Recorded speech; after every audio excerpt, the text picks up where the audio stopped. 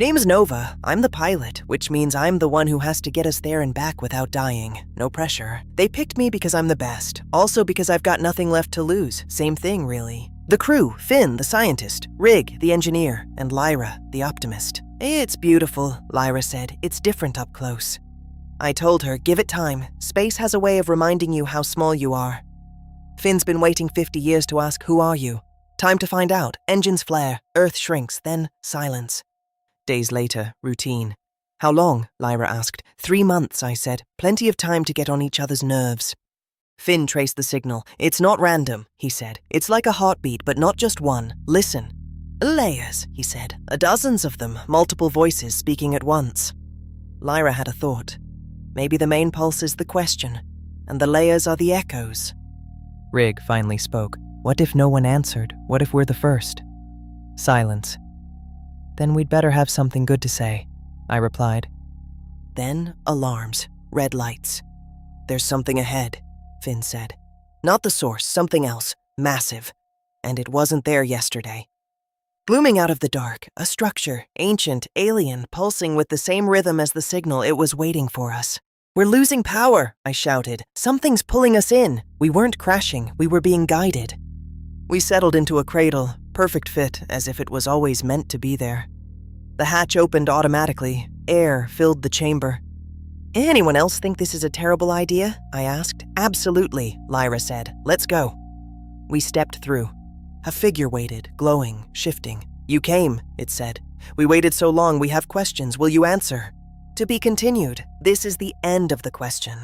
Last time, we answered a call we didn't understand. Now we're inside something that shouldn't exist. Facing something that shouldn't be possible. Just another normal day in deep space. Lyra whispered that it felt alive. Finn corrected her, not alive but aware, responding to us. Echo stood before us, shifting between forms of creatures I'd only seen in biology texts. Welcome, it said. We have waited. I stepped forward. Who are you? What is this place? My voice sounded small in that massive hall. Echo tilted its head. We are the listeners, the ones who hear. This is where we wait for those who answer. Finn was practically vibrating. The signal, was that you? Were you calling us for 50 years? The signal is not a call, Echo corrected. It is a question. We have been asking it longer than your species has existed.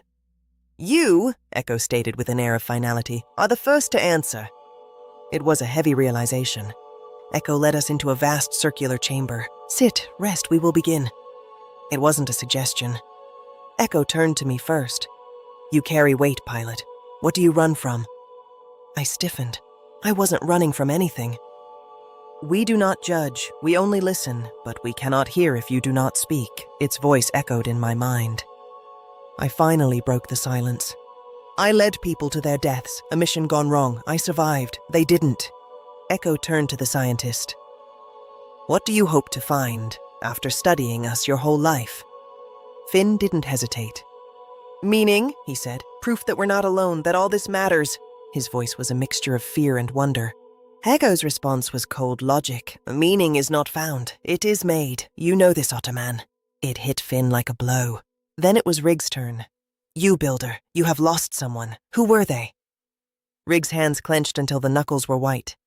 My daughter, he choked out. She died before I could tell her, before I could say I loved her.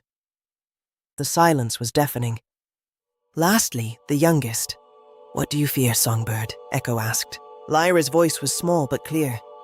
That I'll never be enough. You are enough, Echo replied. You simply do not know it yet. It was the first time its voice sounded kind. The pool of light began to rise. You have answered our questions, Echo stated. Now we will answer yours. We saw them, countless species from 1,000 worlds. All of them had faced these same questions. We weren't the first. We are the record, Echo's voice boomed. The memory. Every species that has ever answered, we carry them. They are part of us now. I didn't like the sound of that. What happened to them? The ones who answered? Echo's form began to flicker and dim. Some went home, Echo replied. Some stayed. Some became us. The implication hung heavy in the freezing air. Became us? The temperature dropped. The light died. But not all who answer are ready.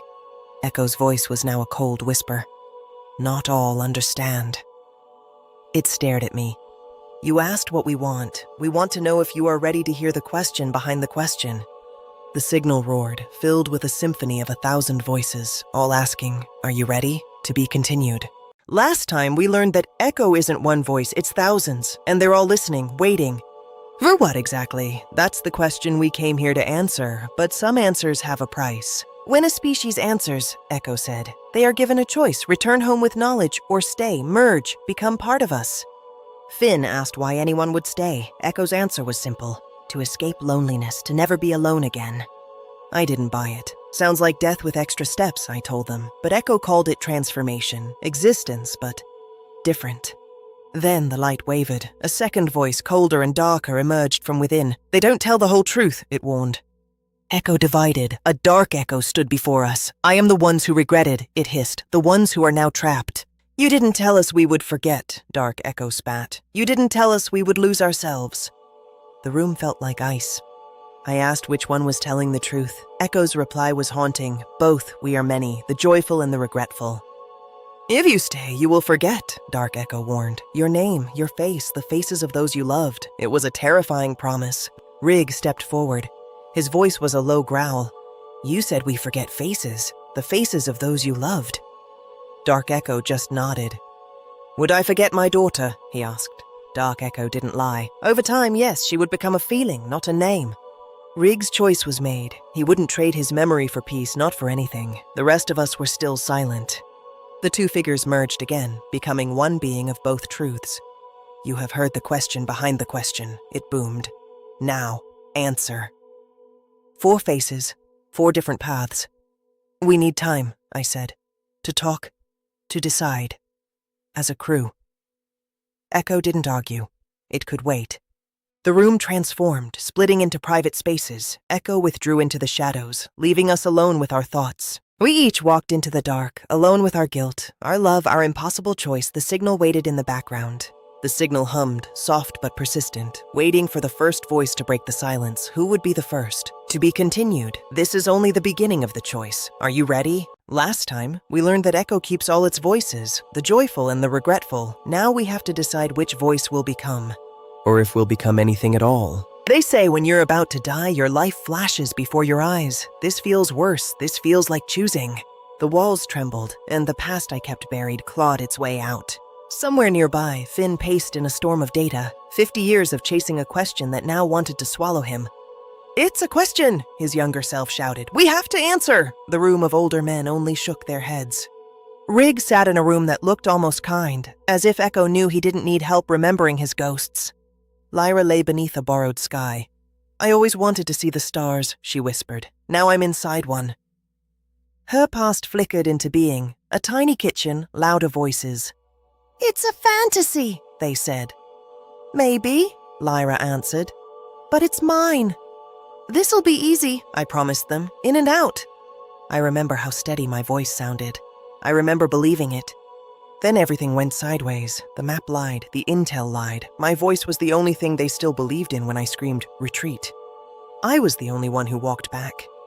The officer didn't need to say it. Their blood is on your hands was written in every zipped bag. In Finn's memory, the panel laughed without laughing. Speculation, fantasy, come back with proof. They turned away. He never did. He stayed, long after the lights should have been off, long after anyone else would have gone home. The signal was the only thing that ever answered back. Rig's last day with her was nothing special, which made it hurt more. Just a bird of wood and promise, half carved between them. Duty beeped. It always did. I'll be back before you know it, he said. The universe, of course, had other plans. Lyra's last memory of home was a hallway, a bag, and a door that didn't close quietly enough. I can't undo it, I whispered to no one, but I can stop pretending it didn't happen. For the first time, the room felt bigger than my guilt. Finn exhaled. I've spent my life asking questions, he said. Maybe being part of the answer isn't the worst thing.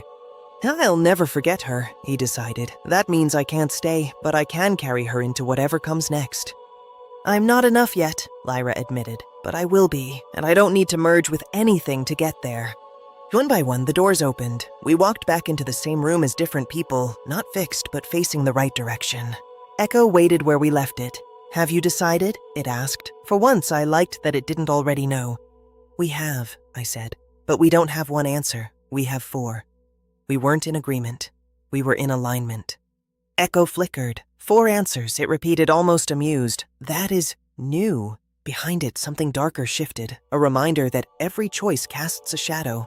You asked if we were ready to hear the question behind the question, I told it. We are, but first, you need to hear ours.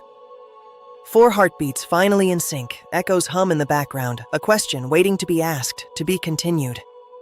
Last time we stopped running from our pasts. Now we're ready to ask our own questions. But Echo's not the only one listening. Some voices aren't made of light. We stood before them. You have questions, Echo said. Ask. Finn stepped forward first. The signal, the layers, Finn asked. Are they all different species, different answers? Each layer is a question, Echo explained. Each question is a species. You are the newest layer. Your question is still forming.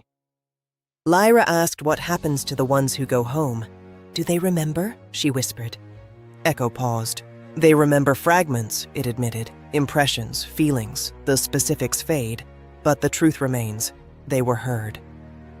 Rig wanted to know about the return trip. Can we ever come back? He growled. If we go home, can we return?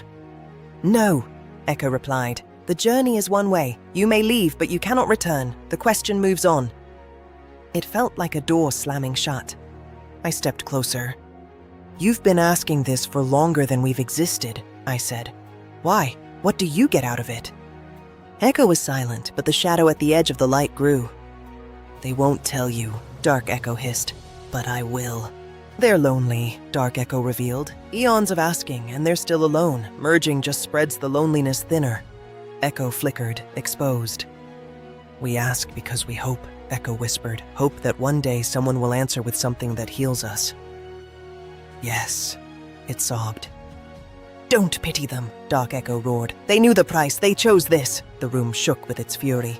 I realized it then. Dark Echo isn't separate. It's the part of Echo that hates itself, that wants to stop but can't. They are one, Finn spoke, his voice trembling. So when we decide, we're not just choosing for ourselves. We're answering for all of you too. Rig was going home. He wouldn't merge, but he would carry the memory of Echo back to Earth. He'd carry it for his daughter. I'm going home too, Lyra promised, but I'll tell everyone about the question, about the hope.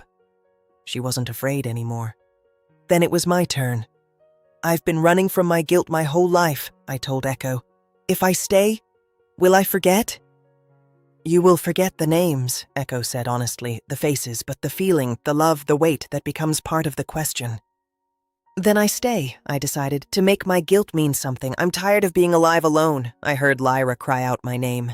I stepped into the light. It wasn't cold. It was everything. My form shimmers, becoming part of the heartbeat of the universe. My last breath became a new voice in the signal, asking, always asking, to be continued. Last time I made my choice, I stayed, I became, and for the first time in my life, I'm not running. Welcome, little wolf. You are home. I can see them now, all of them. They're not gone. They're just listening.